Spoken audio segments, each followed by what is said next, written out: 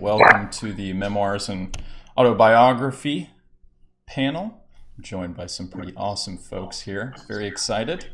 We'll go through the introductions and then we're going to get to questions. We'll have a Q&A section at the end of the panel, roughly about 15 minutes or so. If you have any questions, you can deposit them in the Memoirs and Biography chat channel, and we'll do our best to get to all of those so far as time permits. So let's get into introductions. My name is Samuel Hale. I'm a science fiction fantasy writer, screenwriter, and co-host of a podcast called Pod and Machine. And I am joined today by, Bharat Krishnan. Bharat calls himself a professional storyteller and amateur cook. After 10 years of working in politics, he tried to explain how the country went from Barack Obama to Donald Trump by writing his memoir, Confessions of a Campaign Manager. Now he writes fiction.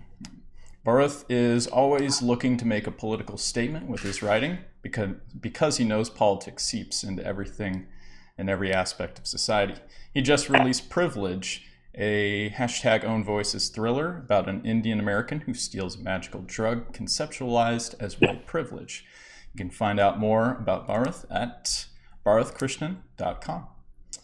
Eric Smith is a young adult author and literary agent. As an agent with PS Literary, he's worked on New York Times best-selling and award-winning titles. His latest novel in his author life, Don't Read the Comments, was published with Inkyard Press last year. To learn more about him and the books he works on, you can visit him at his official website, ericsmithrocks.com. Yuchi Zhang is a narrative nonfiction and YA writer represented by Christina Perez at Zeno Literary Agency. She is currently revising her family saga, which retells 300 years of Chinese history through her mother's Manchurian lineage. Her contemporary YA was selected as a 2020 Rev Pit winner, and she is published in Fulbright Korea's literary magazine. She has a master's in Asian studies and a bachelor's in English and creative writing. When Yuchi is not writing, she enjoys playing video games and reading webtoons, and good for her. Lara Lilibridge is the author of 2 memoirs with Skyhorse Publishing, Girlish Growing Up in a Lesbian Home, as well as Mama, Mama, Only Mama, an irreverent guide for the newly single parent. Lara has also co-edited an anthology of women's writing entitled Feminine Rising, Voices of Power and Invisibility. This is with Siren Press. In 2020, she self-published a middle grade novel with queer characters. Lara mentors writers through AWP's Writer to Writer program and is the interviews editor at Hippocampus Magazine and was the 2019 recipient of their Literary Citizen Award. You can find out more about Lara at laralilibridge.com. All right, so thanks again to everybody for joining us. I've got a battery of questions for you. This is a genre that I'm pretty interested in. I've been pouring through because I'm a writer. I wanted to have my cake and eat it too in preparation, so I started reading Stephen King's On Writing for like the second or third time. So I'm somewhat in the brain space of the memoir and biography or autobiography writer. So let's get right into it. So first question, we'll go to Bharat. So Bharat, what are some considerations to have before writing a memoir or autobiography? Yeah, excellent question, Sam. Thanks. I think something really important and really powerful. It'll help you, no matter where you want to go after taking a stab at writing a memoir. Is we talk a lot about the power of the narrative voice, and by focusing first and foremost on your own story and what you want that voice to be, I think really enhances It'll really enhance your entire experience as an author. Something, my debut was a memoir, and I think that really helped shape and strengthen my career going forward from there, to be able to focus first and foremost on your own voice, and then realizing how to channel that voice into fictional settings as my later works delved into fiction. Great. All right, thank you, sir. Appreciate it. All right, Eric, same question goes to you. What are some considerations to have before writing a memoir or autobiography? Oh, goodness. That's such a good question. So when I think about the kind of memoirs that I like to work on in my agent life, the big thing I always look for is, how is a reader going to grow as a result of reading this person's story, right? How is this person going to change, and what are they going to learn about themselves by learning about you, right? So I think that's the big thing to consider when sitting down to write your potential memoir. Like, what does my life story have to offer in terms of teaching somebody something, in terms of helping them grow in some way? I don't think it's enough for a memoir just to be, oh, this is funny, oh, this is quirky, oh, this is shocking. Those are great things to have in a memoir, but it has to have something deeper in there. So ask yourself that when you're digging into that memoir. What is the big takeaway, and how do I want the reader to grow while watching me grow in this story? I love that. That simultaneity there. Great. All right, Lara, same question to you. What are some considerations to have before writing a memoir or autobiography? For me, I think it's important to have a focus. A life is a really long time, and I think the most successful memoirs focus on one aspect, whether it be a certain time period or a certain relationship or a certain event. And for me, it helps to have a question of, what am I exploring? What am I trying to learn as a writer in this process? I will say the opposite of considerations. I would say, do not worry when you start writing how it will be received, how stressful it will be on your family, who will stop talking to you. You can think about that before you get to publishing. But when you first start out to write, stay open to all aspects of your story. Yeah. Great, I appreciate that. That is solid advice. All right, Yuchi, same question. What are some considerations to have before writing a memoir or autobiography? Yeah, I think a lot of great things have been said so far, and I'll add that I think it might be useful to consider who your target audience might be, and also what kind of story you want to tell and which experiences from your life you want to draw on, because so many things happen over the span of the years that you live. So distilling that into a narrative, I think is something that's good to think about. And the other thing is, I would say also research, kind of researching other memoirs that have been successful, and memoir writing, because it is kind of a unique way of writing, and also maybe some subject matter things. So even though it's memoir, autobiography, and it's your true lived experiences, I think supplementing it with research, depending on what topic you're grappling with, would be really helpful.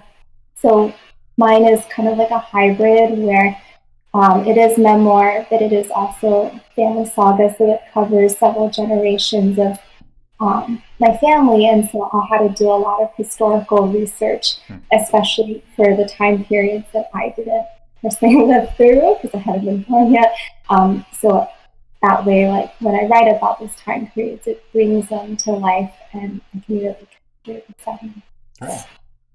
Thank you. And you mentioned research, which we will be getting to. I'm very curious about that. All right, Eric, we're going to have you start this time around. So starting with Eric, how do you choose what to include within your memoir or autobiography? And conversely, what do you leave out and why? Ooh. Oh, that's good. That's hard. I don't write them, so it's a little tricky. but everyone so far has touched on this idea of knowing what it is that has to go in there, and having some kind of story arc in your memoir is really important.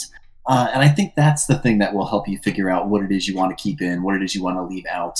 Because like you were saying how like there's a lot in someone's life, like you don't want to kick off your memoir with, I was born in X hospital. Like, no, that's not interesting. Yeah. We want to hear about the exciting stuff that happens in your life, what we're going to take away from it. So yeah, figuring out where it is you want to start and what that story arc is going to be. That's probably going to help a little bit, but I don't know if I answered the question. But yeah, that's think about the story. I think you did. Yeah, I mean, our lives have an arc to them.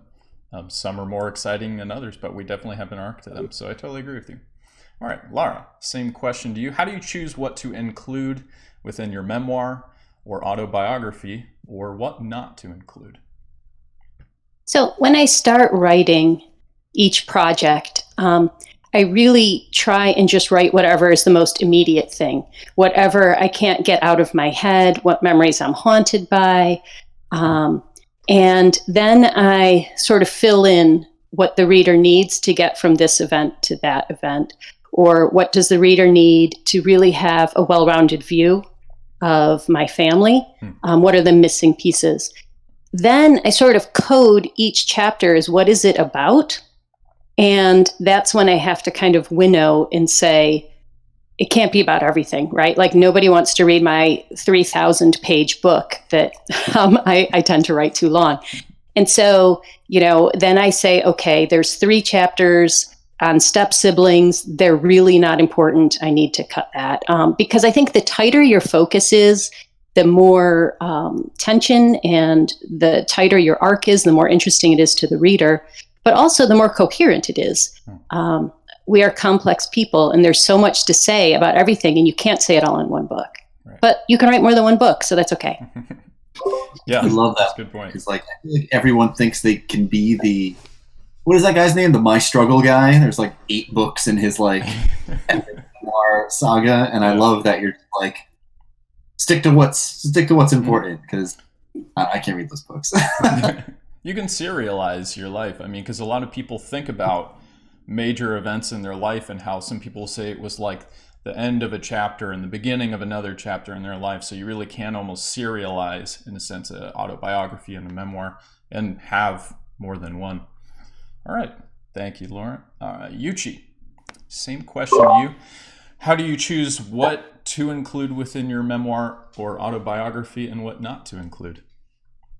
Yeah, I think Eric and Laura made great points about sticking to the story arc, as well as for each specific, Laura said for each specific book, kind of sticking to the theme, and you can always write other books for other topics. So I guess I definitely agree with that. It goes back to the question of what story are you trying to tell, and is this detail or is this scene or information contributing to that story and the message that you want to get to, and is it contributing to the heart and arc of the story? And then if the answer is yes, then keep it in, and if the answer is no, then maybe leave it out. And it could still be great material or fodder for another project. I have a document that I keep up with all my deleted scenes, and I keep all of them and store them in case I need them in the future for something else. But it's also good to see what did get cut.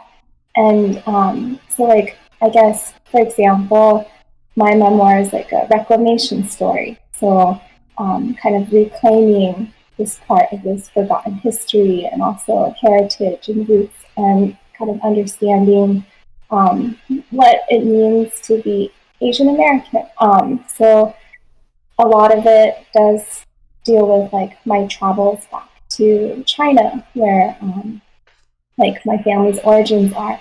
So I've traveled to a lot of other places, but it really wouldn't make too much sense for me to include those other trips, because they don't really add to the overall arc. Yeah.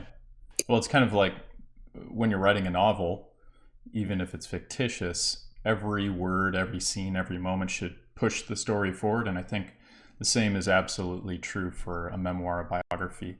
Like everyone's been saying so far, we're not going to throw in things about stepbrothers and stepsisters, for example, if it's not relevant to the story. All right, thanks, Yuchi. Bharat, we'll have you answer the same question. How do you choose what to include within your memoir or autobiography and what not to include? So I think kind of bringing together a lot of what everyone else has already said, there's really four elements, looking back on it, that I think I kind of went through when writing my memoir, which is, of course, we want to be engaging. We want to develop concrete things, like Eric said, that people can take away, that the reader can take away from this and grow. The most important thing for me when writing, when deciding what projects to start next, is to be emotionally honest. I think really, and this is where you do kind of push yourself to get out of your comfort zone. You want to be as emotionally honest as you can feel comfortable doing so, to make it as engaging as possible. And then also important when writing a memoir, don't be a dick. I just straight up, the first cut of my of my memoir, I had beta readers, telling me this is way too harsh on certain people. There's no need for this. Now I got to the last cut of my memoir, and a mentor told me, dude, you publish this, you're not going to work in politics again.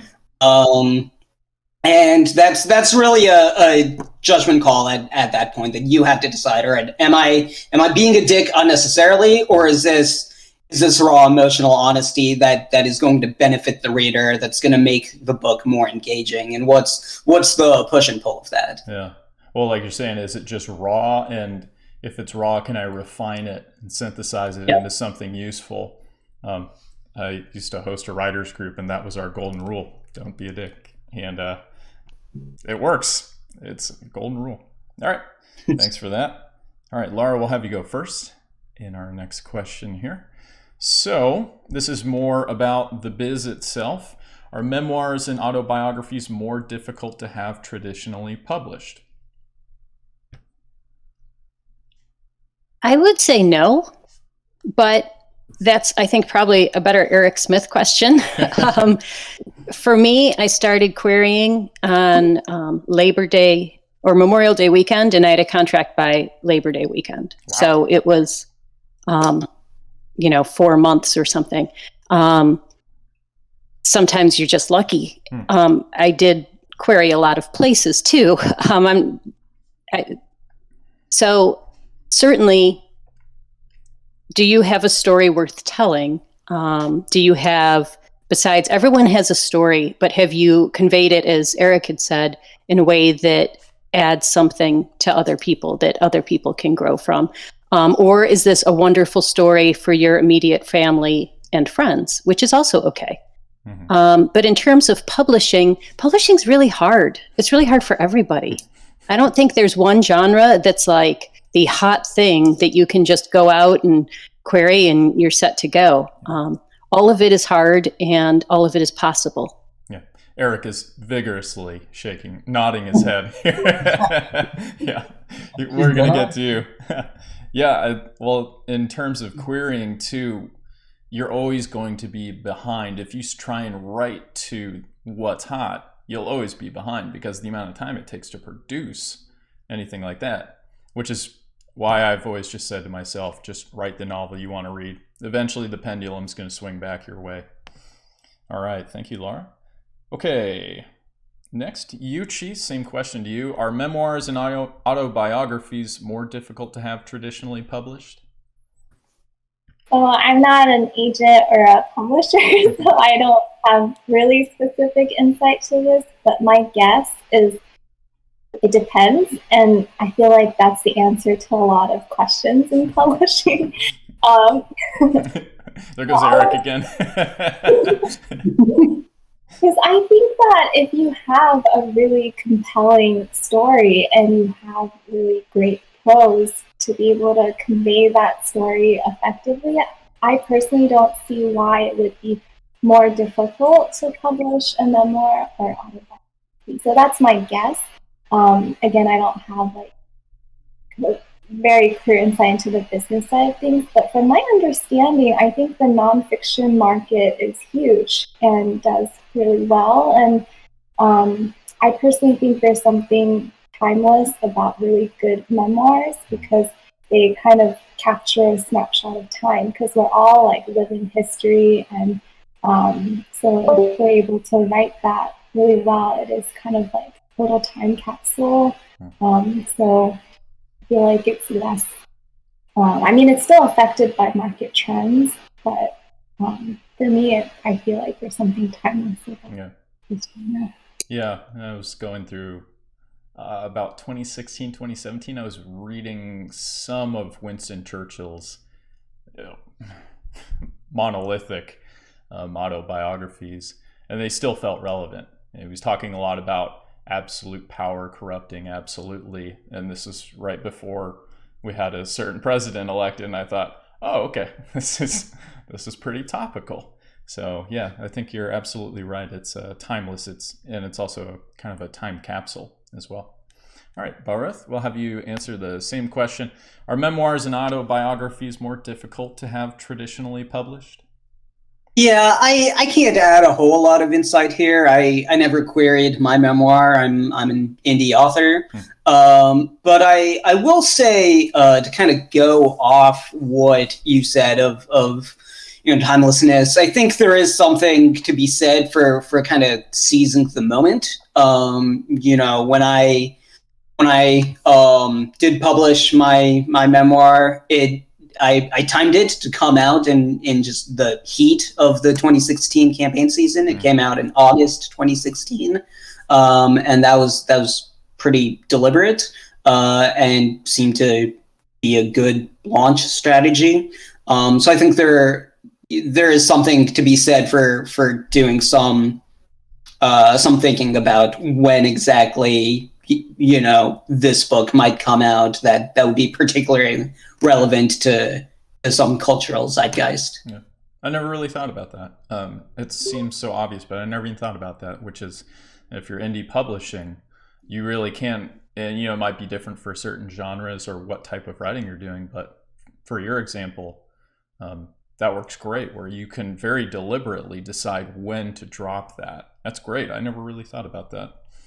Okay, Eric, you've been patient, and let's get to you. So are memoirs and autobiographies more difficult to have traditionally published? No, not at all. When I think about the memoirs that I've worked on, all of them sold either within, I think the one that took the longest to sell sold in 3 months. And the one that took the shortest amount of time to sell sold in like 8 days when I started submitting it around. As long as there's a, engaging, interesting, timely story that's going to grab people from an author who has that sort of standing in the space where they're writing in, that platform, quote unquote, it's not impossible at all. Memoirs are always going to be very powerful. How do I put this without sounding like a jerk? I know you see on social media a lot. You'll see like agents say like, oh, memoirs are a really hard sell right now. Oh, memoirs are a hard sell.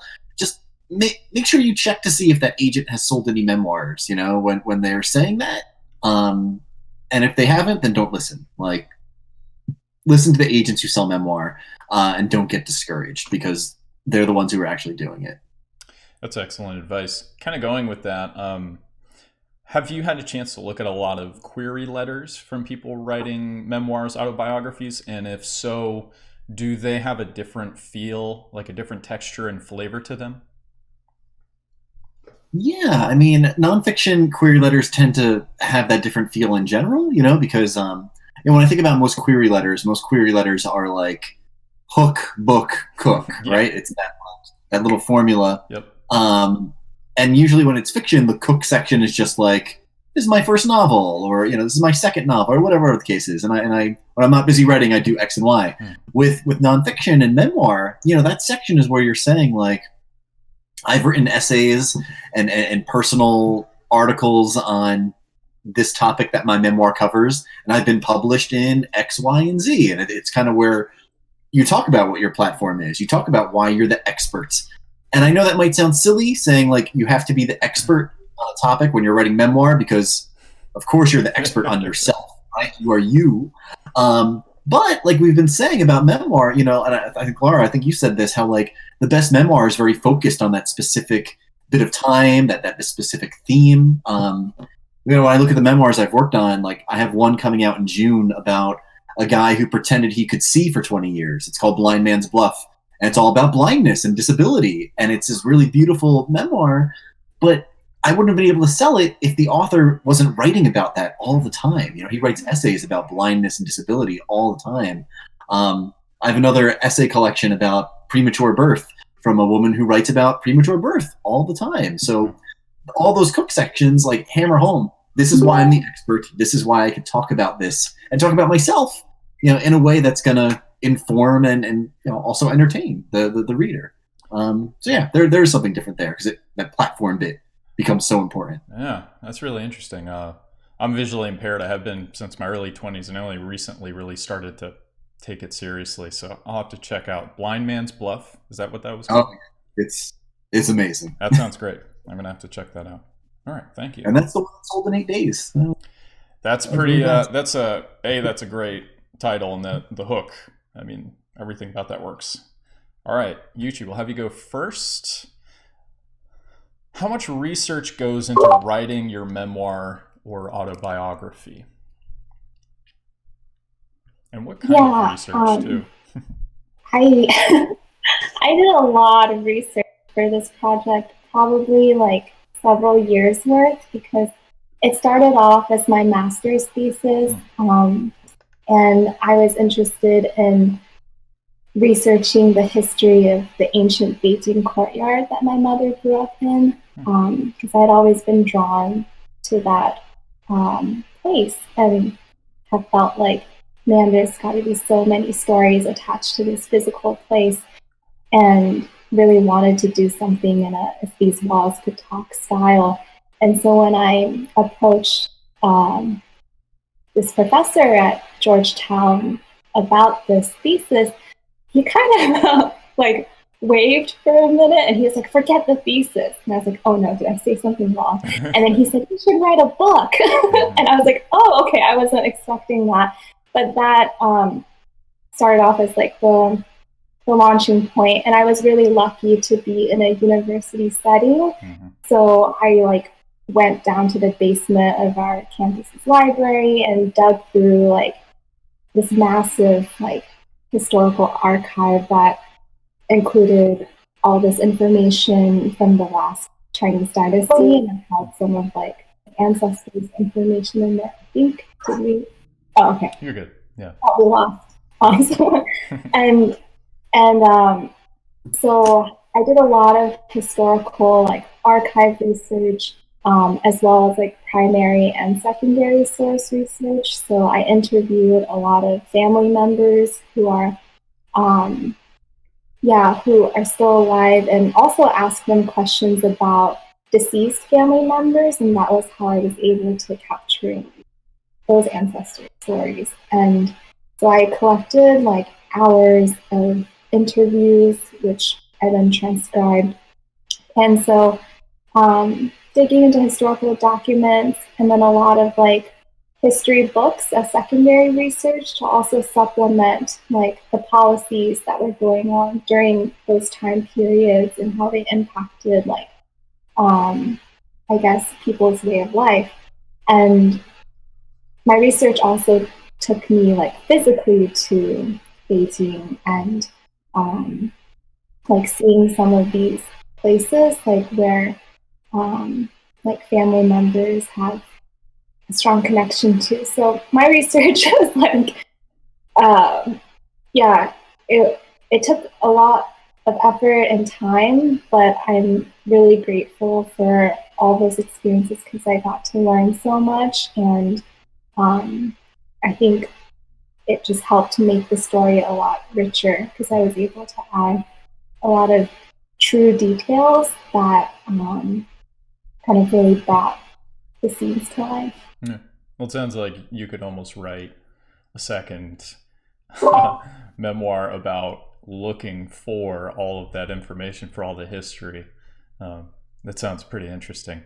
I have a degree in anthropology, so I got to play around a lot with primary and secondary sources, so I know how that can be a real rabbit hole. That's pretty fun, interesting stuff. Cool. All right, Bharat, we'll have you answer the same question here. How much research goes into writing your memoir or autobiography? Yeah, so I think a fair bit. I mean, definitely, my memoir being about politics and involved a lot of statistics and needing to, statistics, dates. Yeah. A good amount of research went into it. I mean, I probably had like 150 footnotes and, it's like 60,000 word book.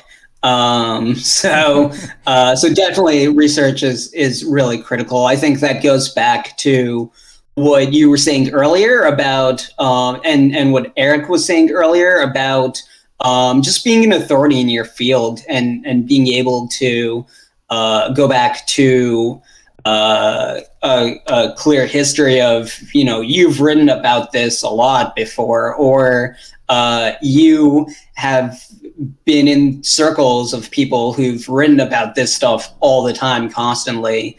So yeah, research is really, I mean, it's critical in all publishing, right? To kind of establish your world as credible. But it's especially important when, you're trying to establish your life as this credible thing that other people should care about and buy to read about. That's a really interesting way of putting it, is establishing your life's credibility. I never really thought about it that way. That's interesting. Great. Let's see. So we'll have Eric answer the question as well. And to the best of his knowledge here, how much research goes into writing memoirs and autobiographies? Yeah, I don't feel like I have much to share there. It's kind of on the writer when they need to do the research in that space. I don't know. Your industry knowledge is really, we appreciate it too. So I'm going to keep bugging you about all kinds of stuff anyways. All right. Let's see. Lara, same question for you. I have lots to say. Yes. So it's great. Yeah, talk about research. I will take Eric's time. Yeah, talk about research. So my research was a little different. I used, one of the most amazing and sort of simplistic tools that I loved was Zillow. I went back and found my father's condominium that he lived in 1978, and being able to walk through the floor plan and see that house sparked so many memories for me. And he had painted the ceiling blue in one bedroom, and 20 years later it was still blue, which I found shocking, but that's how I knew it was that exact unit. But seeing just that paint color really put me back in that spot. Likewise, I've used Google Earth to go back to places from my childhood. It can be hard because my elementary school was torn down and didn't look the same. I use Ancestry.com. My father was married 7 times, and I was really interested in the dates of his marriages and divorces. And so Ancestry was the best place for me to find that information. But another thing I did in terms of research was my mother was a lesbian in the 1970s. And I read Adrienne Rich and Audre Lorde and people that were her contemporaries that were lesbians in the 70s to kind of help me understand my mother a little bit more as an adult and not just to see her through child's eyes. I read a book called And the Band Played On that was about the AIDS epidemic. But these time periods that I lived through as a child, I wanted to understand them better as an adult so that I could really present everyone as three-dimensional characters, and with, the depth of hindsight.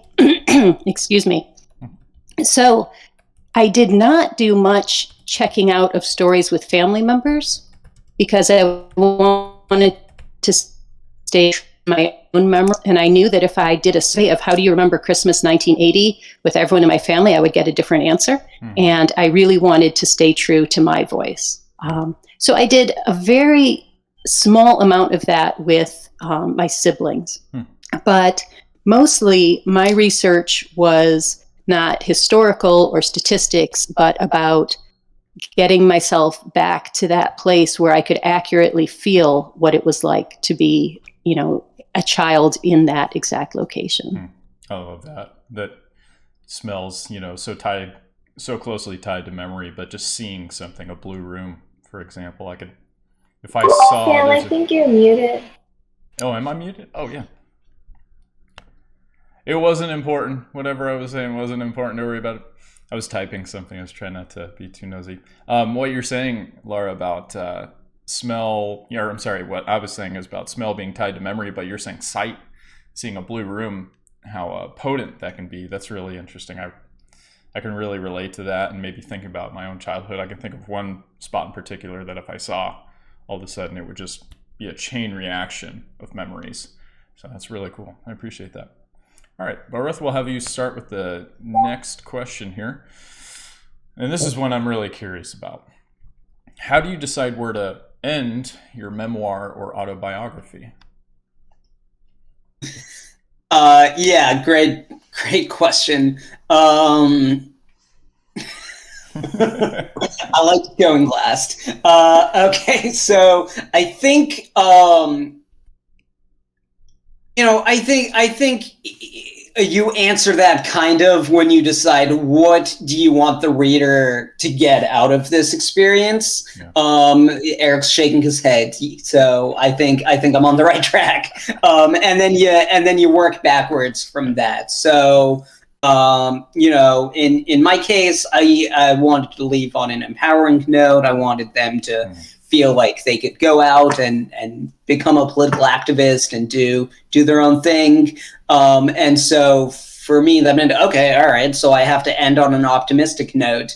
So it ended with me ending before the 2016 elections concluded. No, I think the biggest takeaway is figure out what you want the reader to get out of the experience, and then go back from that. If you want the reader, you're writing about your experience as a teacher in inner city schools, and you've since moved on to, I don't know, become a hedge fund manager. Maybe don't continue through that segment of your life, unless it relates to that original message. Right. Yeah, that's a good point. Good point. I appreciate that. All right. So Eric, I'm adapting my question for you here. So what makes for a good ending in a memoir or autobiography? I mean, I think it goes back to that story arc that we were talking about, right? And like we just talked about it just now, like ending the memoir right before the election and everything. When I think about that Blind Man's Bluff memoir, for example, like the memoir starts with him, losing his eyesight as a teenager, and then explores his life as he's pretending he's a sighted man, and then kind of ends at this point where like he's sort of coming to terms with who he is and this disability, and that it's not actually bad, and finding a partner that doesn't care, and just like you get a sense that things are going to be okay. Like this part of his life is kind of contained and maybe over, and there's more to come, afterwards. So figuring out what that story arc is, I like to think about when I talk about story arcs in memoir. Wild by Cheryl Strayed is like a perfect, like flawless example of that, right? We have that big hike, and that's the like narrative device, but then we get little bits and pieces of her life and everything throughout the adventure there. And but that's like one solid story arc, even though we're getting all these little bits and pieces. So just figure out what that framing device is that's going to tell your story, and that's where you'll find out where it ends. Yeah, that's great advice. Appreciate that. All right. Lara, same question to you. How do you decide where to end your memoir or autobiography? So with my second book, Mama, Mama, Only Mama, I was writing about being a single mother. And in my life, I fell in love, and my kids and I, we moved in with my partner. But I did not want the book to end as, and then we got married or engaged and lived happily ever after, because I really didn't want that to be the story. Because I don't think that happiness, in our culture at least, the Disney story of then you get married and the end. So I wrote past that point, and I knew I did not want to follow my kids into high school. I thought they deserved to have privacy, and I would not have wanted a mother writing on, my first date, my big pimple on my nose. Like I knew that I wanted to end it while they were still young, but I didn't know when. And then while I was writing, I had a moment where my kids rode off on their bikes alone. And I thought, this is my moment. Like, this is my ending. They don't need me. I've done my job. They're off on their own. And it's an up note, right? Like, I wanted it to end on, a smile, and a feeling of everyone is okay. Mm-hmm. But when that moment happened, I'm like, this is it. This is my ending. This is what I've been waiting for. Yeah. So I think that sometimes you just know it when you feel it. Yeah, you didn't plan that. You just you experienced the ending in real time. But I did plan it to the extent that I knew I didn't want to end it just at we moved in together happily ever after, and I knew I wanted to end it before they got to high school. So I had like a window in there. Right. So it was, but yeah, it was kind of by the seat of the pants as well. Great. All right, Yuchi, same question to you as well. How do you decide where to end your memoir or autobiography? Yeah, this is a interesting question, and endings can be hard. I think there's probably no one right way to choose an ending, depending on what kind of story you're trying to tell. I personally have like a huge soft spot for endings that come full circle. Like, I love stories that are kind of cyclical where, it does come full circle, yet I think it's important at the end to stress, like, to so show how the protagonist, which in this case is you, have changed. So while the story comes full circle, there's you can tell there's been a lot of growth, a lot of change, and so I think that highlighting that can be really satisfying. Mm-hmm. So those are some kinds of endings that I really personally like. Great. Awesome. Thank you. All right, Eric, let's see. So Eric, have you seen a change in the writers you work with as they are working on a memoir autobiography, as they're working on getting it published, as you're collaborating with them in whatever way? Have you seen a change in them over that period of time? Oh geez. Not really. Like I feel like all the memoirists and any of the nonfiction authors I work with, they keep plugging away at the same thing that makes their memoirs and book projects successful. They keep writing essays, they keep writing articles, they keep digging, and mining their life, as some tend to say when it comes to memoir, for articles and essays. I don't know. I hope they feel like they've changed having a book out in the world, but like, I don't know. I don't think anything really changes there in terms of their writing. Mm-hmm. Great. Thank you.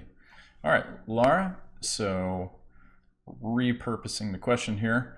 Has putting your story on paper provided you with some kind of catharsis you hadn't expected? So I was really haunted. I had so many memories that were just kind of a constant loop. And that was part of my drive to write. And after writing the first draft, everything was still very present, but then by the third draft, and then going over it again and again, I really started to see those stories. They lived between the covers of a book, and I didn't have to carry them anymore. Mm-hmm. And I started seeing them as something that happened to me, not me, which is a very minor difference, but it was a perspective. And after that, so many of these painful memories just kind of started to drift away. It was like I didn't have to carry them anymore. That's great. Yeah. At versus to. Very fine line between the two. Great. Yuchi, same question to you. Has putting your story on paper provided some kind of catharsis you hadn't expected? For me, yes. It's been really, really cathartic. Before I started this writing project, for most of my life, I didn't even know that I was part Manchurian. And it wasn't until I started doing all this research that I uncovered this part of my heritage and learned that, like, my mom's side of the family were all Manchus, and how our language is almost extinct, and how our kind of cultural identity erasure, and it just was mind-boggling that, like, the same people who were like the last rulers of China's, like, last dynasty are now forgotten by the rest of the world. And I think I had always had this kind of, maybe, I don't know if fear is the right word, but this sense of, like, time just rushing by and things being forgotten. And I think, like, being born and raised in suburban North Carolina, like, I had this feeling of displacement and, like, identity crisis, and not feeling sure, like, where I belong. And I, aside from, like, my own parents and a couple of relatives, I didn't know much about our family history at all. And so there were always so many lingering questions. And so doing all this research and embarking on this, like, very personal journey of finding out this larger history, but one that's also very personal, was very cathartic. And it felt like, reclaiming and, like, documenting a lot of these voices that have been lost, and putting that down on paper was really fulfilling, because it's like giving a home to, like, these stories that have otherwise would have, like, vanished, I guess. So so for me it was a really, like, rewarding journey, and it was very cathartic writing all of it. I love the way you put that, giving a home to those stories. It's a great way of putting it. All right, Bharat, we'll have you answer the same question. Has putting your story on paper provided some kind of catharsis you hadn't expected? So, absolutely. I love what Lara said about, after it's on the page, it's just something that happened to you. It's not your burden to bear anymore.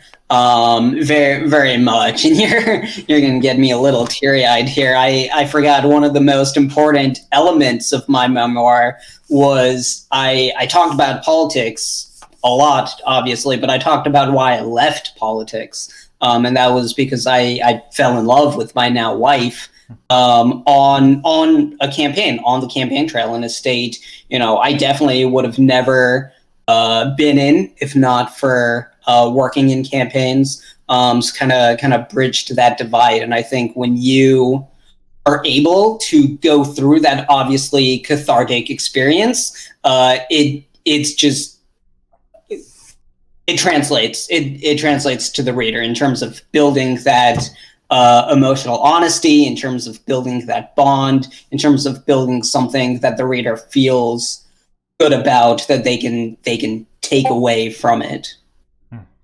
That's great. That's really cool to hear about too. Happy for you. All right. Lara, we'll have you go first here for our next question. This is for potentially folks in the audience here. What advice would you give someone interested in writing their own memoir or autobiography? I think that when you're first writing, it's important to write everything, to not stifle yourself, to not allow your inner critic to give voice to your fears. Writing and publishing are two different animals.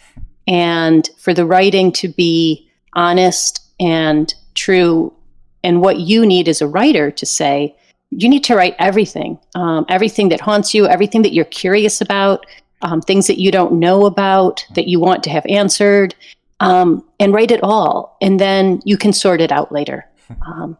And be fearless in that first draft. I love that. Just sort it out later. Yeah. All right. Thanks for that. Next up, I have Yuchi answer the next question. What advice would you give someone interested in writing their own memoir or autobiography? My advice would be to journal and keep a diary because memories fade and memories also change over time. And so I think it can be really useful to, just keep like a regular log of things that happen that you can refer back to. And I think I absolutely love Laura's story about going on Zillow and like seeing the blue paint. I think that's a really beautiful example. And I think I would also look into those creative approaches to kind of trigger memories like that. And also, I think there's also a lot of power with what's not said, and you can be really creative and hint at things. So I would definitely caution to be absolutely truthful when you are writing your memoir, because I think there have been some cases where people pitched it or promoted it as memoir, but it turned out some parts had been made up, and that would break the reader's trust. So of course some things are really personal, and so you don't have to include everything, but I think as long as you stay truthful, but you can be creative while being truthful by leaving certain things out, but alluding to some things, or so I would say that journal, and also just be careful and make sure everything you're writing is truthful, but you can be creative in what you choose to include. I journal a lot myself, so I'm curious. I always ask this when I find out somebody journals. Do you type or write, or do you do both? I do both. I have a stack of journals. Same. But I also type, and I also take notes on my phone, when I'm on the go, and I know in that split second, oh my gosh, if I don't jot this down, I'm gonna forget this in an hour. So for those types of situations, I'll jot it in the notes of my phone. So I have entries in different places. Right. Always interested to hear other people's approach to journaling. All right, Bharat, we'll have you answer the same question. What advice would you give someone interested in writing their own memoir or autobiography? Yeah, so I think from a practical standpoint, what Yuchi said is 100% spot on. Journal. I always knew I wanted to write a campaign memoir whenever I was done working on politics. So every campaign, over the course of 10 years that I worked on, I kept notes. And the notes were, oftentimes nonsensical, not structured at all. And then I, went back and, when I was actually writing, turned that into something resembling decency. But then what Lara said was great from from the other side of things. You want to just get everything on paper. Don't self-edit yourself while you're writing your first draft of a memoir. You don't know what parts of your life are going to strike a particularly resonant tone with your readers, and what parts they're going to find super boring. So leave that up to your readers, to your beta readers. That is, that would be my advice. Sage advice too. I mean, that's pretty much the process for fiction writing, is don't self-edit, just write forward and then come back to it on the second draft. So sagacious. All right, Eric, same question to you. What advice would you give someone interested in writing their own memoir or autobiography? Yeah, my advice is to start reading as much memoir as you can. I request a lot of memoir in my agent life and essay collections and the like. And I can tell right away, like, when someone's trying to write a memoir and has never read a memoir before. The memoir reads like, this happened, then this happened, then this happened, then this happened, then this happened, then this happened. And that's not storytelling, right? Like, I want to get all those sensory details. I want to get those little bit of what is it? That little bit of creative nonfiction in the mix there, where you're describing all that little nitty gritty stuff that maybe you don't totally remember, but you have to give us some of that sensory stuff. I want to feel like I'm there. So read memoir, read personal essay collections. That's the best way to get like a firm grip on the voice that's kind of required in a memoir. Obviously, voice is wildly different memoir to memoir because it's so deeply personal, right? But like, there's a style of writing there that I think you'll unlock a little easier if you're reading actively in space. That's a good point. And I always wondered about that too. When you read a memoir, how well did they actually remember this? Some people put things down word for word, and you kind of go, well, everybody's memory is a bit fallible. So I always wondered about that. But what you're saying though about adding, a dusting of fiction to your reality it tends to be a bit more compelling. And even if in my head I'm going, she didn't remember it exactly, there's no way he saw every single thing like that, I don't care, because they're telling me the real kernel of the story, the memory, the idea, the moral. So I'm fine with that. So great insight. I really appreciate that. All right, Yuchi, we'll have you start our last question for the panel, and then we will get to questions from the audience. So Yuchi, what specific lesson do you hope to impart to others by sharing your story? That's a big question. I want to do, I guess, multiple things with this book.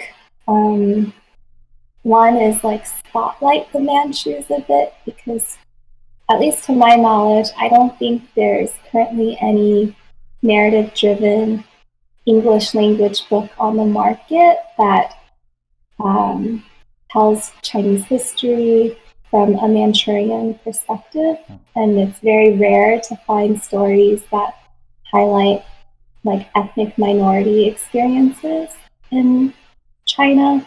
And so I think, I would love to add that perspective to all the other perspectives that currently exist. And I hope it can also speak to universal themes that will resonate with people, because we all come from somewhere. We're all part of like a very long lineage, and there's a lot of history like that preceded us and that had to have happened in order for each of us to exist as individuals today. And when I think about that concept, I think it's really beautiful, and it's like almost like miraculous that we all exist.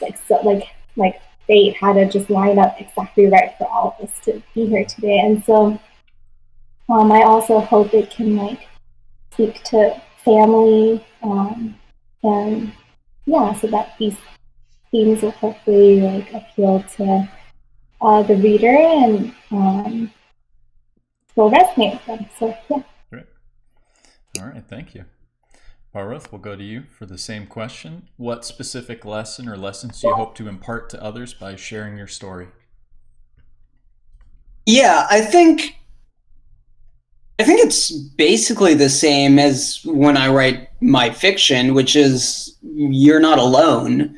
I write almost exclusively about Asian characters and the experience of an immigrant and of dealing with the personal politics that envelop any situation.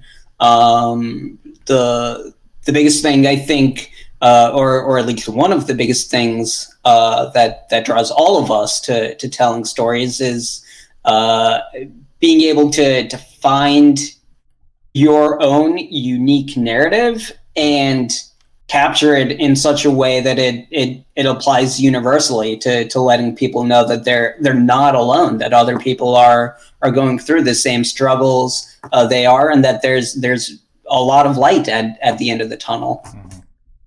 Great. I appreciate that. All right. Eric, I'm adapting this for you. What have you learned about yourself by working with authors who are writing their own memoirs or autobiographies? Oh boy. I was like preparing for the other question in my head. We can do the other one. No, I know, it's really interesting. I think in particular when I think about James's memoir, The Blind Man's Bluff, it made me think a lot more about how I navigate the world in relation to others. I think a lot more about accessibility now than I used to. I think about how I post on social media and how easy it is to read the articles that I write and how challenging it is if I just post something that's only an image. What does it feel like to not just be someone who's just casually, looking at my Twitter feed, but like the writer who I work with, must kind of not feel great when your agent isn't, adapting to you. Right. So I try to think about how to be less selfish, I think, and how to put in the work that is frankly really nominal, right? It's not a lot of work to think about other people. But sometimes it's not as intuitive as it should be. So he's definitely made me think about that a lot more. And I'm grateful for that. Yeah, it's appreciated for people like myself. When others who aren't visually impaired, for example, have those considerations and they make things more accessible, it makes a huge difference. It really does. So thank you. All right, Lara will wrap up the questionnaire with yourself. What specific lesson or lessons do you hope to impart to others by sharing your stories? So with my first book, Girlish, I had never seen anything resembling my family in a book or a movie. And I read the book Fun Home by Alison Bechdel, and it became an off-Broadway play, or a Broadway play, but it came to Cleveland off-Broadway. And when I went to the theater, and she has, in her story, she has a gay father who's also mentally ill. And that was the closest I'd ever seen to anything like my family. And I cried because it was tears of joy for finally feeling seen and finally feeling like I fit into the narrative of United States society. And I wanted someone else to be able to see themselves in a book. Someone else who had complicated family, whether they were lesbian parents or, as I said, my father was married 7 times. And so that was really my goal with Girlish. With Mama, Mama, Only Mama, every time I would say I was divorced, people would say, "Oh, I'm sorry." And I'd say, "Well, don't be." Being divorced was actually, being a single mother was very joyous for me. And my ex-husband and I co-parented very well and still co-parent very well together. And I really wanted someone who was scared that they would screw up their kids and screw up their life. I wanted them to know that there is another story, that there is a story of happiness and of overcoming. And my current project now is about, what do we owe our aging parents?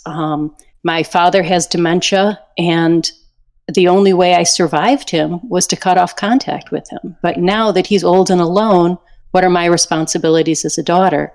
And by focusing on that tight question, it's also, what do I hope someone else will get out of it? I hope someone else that is struggling with having a really complicated relationship with their father can feel okay about themselves and feel like, okay, it's all right to struggle with this and to not know where the boundaries are. So for me, it's always a place of empathy. Yeah, well, and not to make light of it, but yeah, happy couples don't get divorced. You know, it's pretty rare. So, but it sounds like everybody's had a pretty similar message too, which is an altruistic one, which is we want to contribute in one way or another. And by sharing your own experiences here, I know I've learned a lot in just a short period of time. So thank you for that. We'll go to Coda now. If we have questions, you can type them up. Coda, we'll go to you. All right, I have one question in the chat. It says, Lara, thank you for what you said about how the memories lose some of their power throughout the process. Were there times when they were so big that you had to take a break for a little while? Absolutely. And as I've said, I'm a mother, and there were some stories I could not write when my kids were home. I couldn't write about abuse when my kids were playing at my feet. I had to wait till they were at their father's house.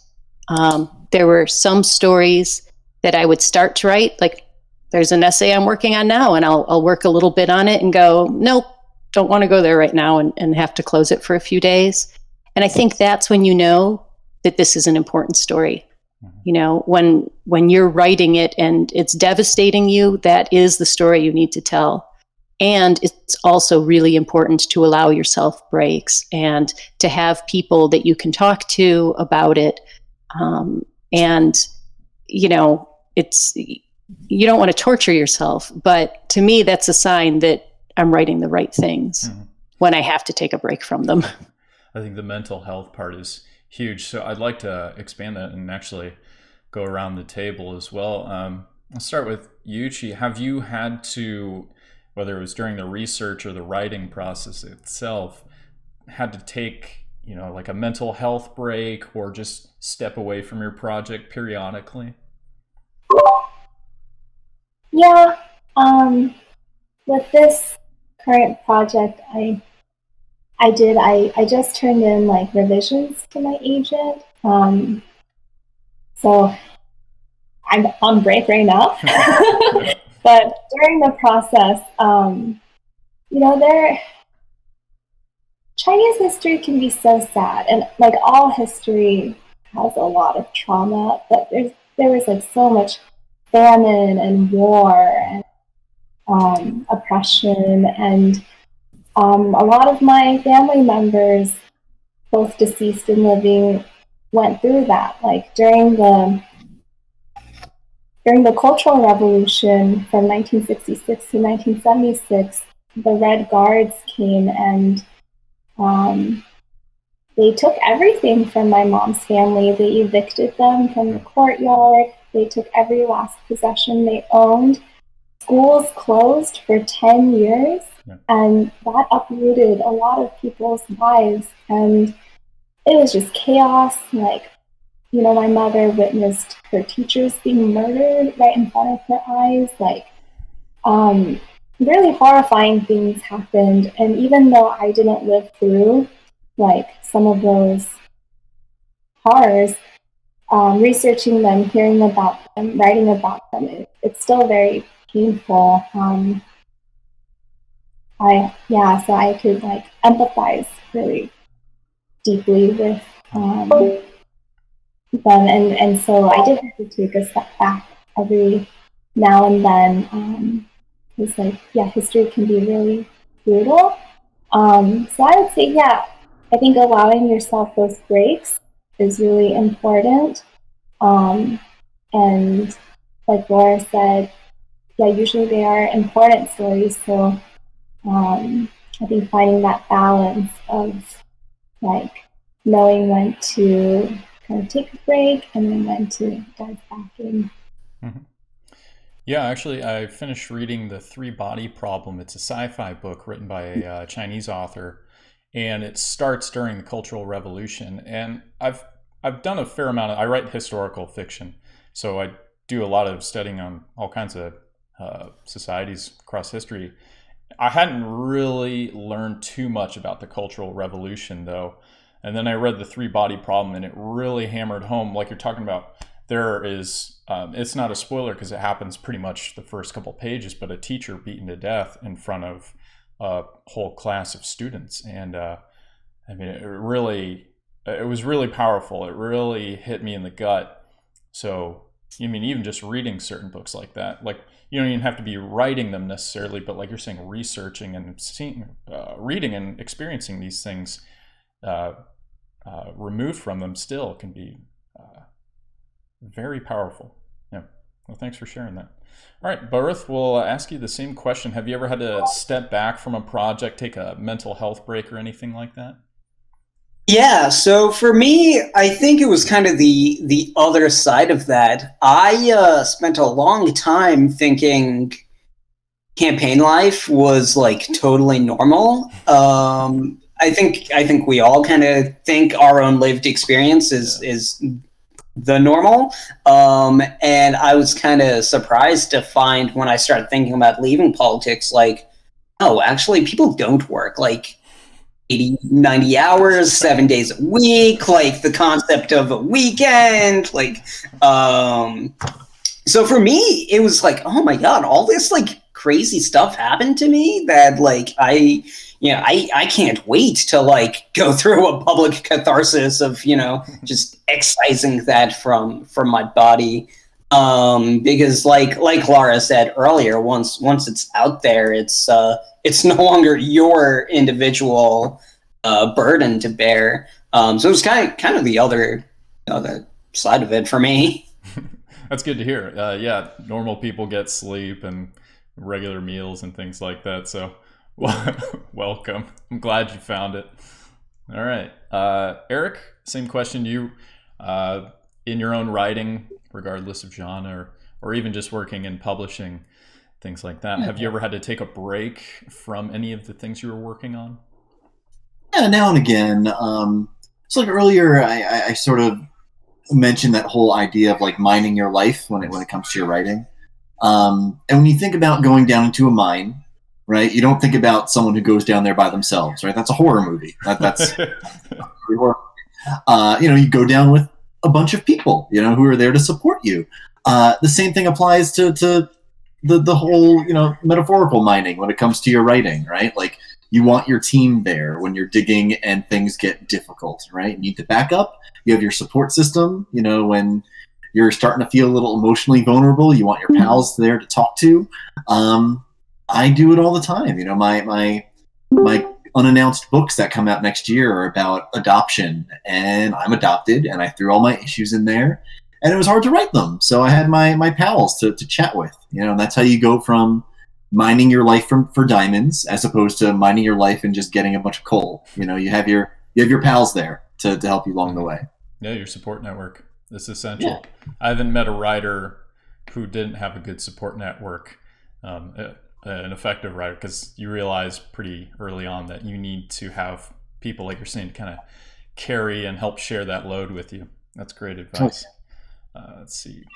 Coda, do we have any other questions?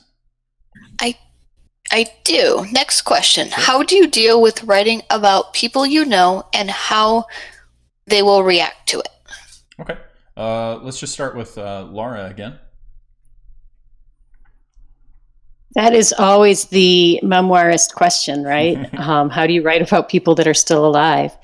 And the thing that helped me, well, there's two things. One was a writer, and I wish I remember who it was, that they said, the family you have before you write the book is the family you will have after you write the book. And if you were close with your parents before you wrote the book, you're still going to be close. It might take a few months, but you'll get back to it. If you had a terrible relationship, you're still going to have a terrible relationship, right? And the other thing was Catherine Harrison wrote a book, and she wrote about incest in a book called The Kiss. And in an interview, she said, people said, how could you write about this when you have children and your children could read this? And she said, if you were to ask my kids, like, if they could choose any other mother, they would choose me. And they would still think that I am the best mother for them. And her daughter actually read her book, or part of her book, when she was 12 or 13. And she started crying, and she went to Catherine and she said, "Oh, Mama, are you okay?" You know, she didn't come to it in a point of judgment. She came to it as just wanting her mom to be okay. And those two things helped me when I was writing. And it was true for me that my family relationships were complicated but close beforehand. And it was really hard. After Girlish came out, we didn't speak for many months, my parents and I.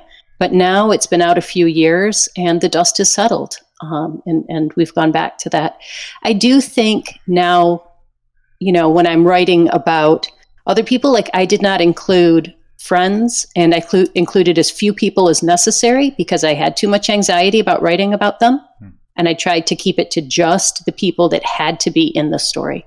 And some people's feelings are hurt by that because they're like, I thought I was important to you, and yet I didn't make your book. So you kind of also have to accept that somebody in your life is going to be upset by what you wrote, and it might not be who you think it's going to be. But generally over time, it turns out to be okay. Now, it's not okay for everybody. I know people who wound up getting divorced after their memoirs came out or got disowned by their family. It is important to know the risks that you run. However, every person I've spoken to, myself included, did not regret writing the book, right? Like, if you're disowned by a family that you had a bad relationship with, like, you had a bad relationship, you know, like, would that outcome have been different had something else happened? Not necessarily. Yeah. I don't know if that helps. No, that absolutely helps. And that made me think of a person in my life I'm getting back in touch with who is experiencing, they're leaving a religion, and there's a lot of backlash in their family. And it's still been really good, though. I don't think this person would ever second guess that decision. All right, let's just go around. We've got a few minutes left. So Yuchi, we'll have you answer this question if you'd like to. If you feel like you don't have anything to add, though, we can just pass. Do you have a hard time or feel comfortable, or I'm sorry, I should say, how do you go about writing about people you are related to, you know, who you have a relationship with? Mm-hmm. Yeah, this can definitely be tricky, and it really depends on what your memoir is about and what light you're painting people in. So I think it really depends on the project.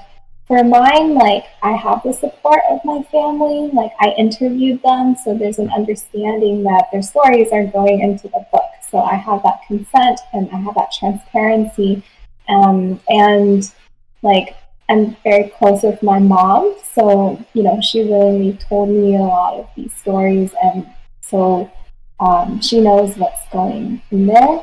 For the family members who are deceased, because they can't speak for themselves, you know, I try to be very careful about painting every single character, or, like, these are real people, in, like, a justified light, and to paint them as three-dimensional, like, complex, multifaceted people.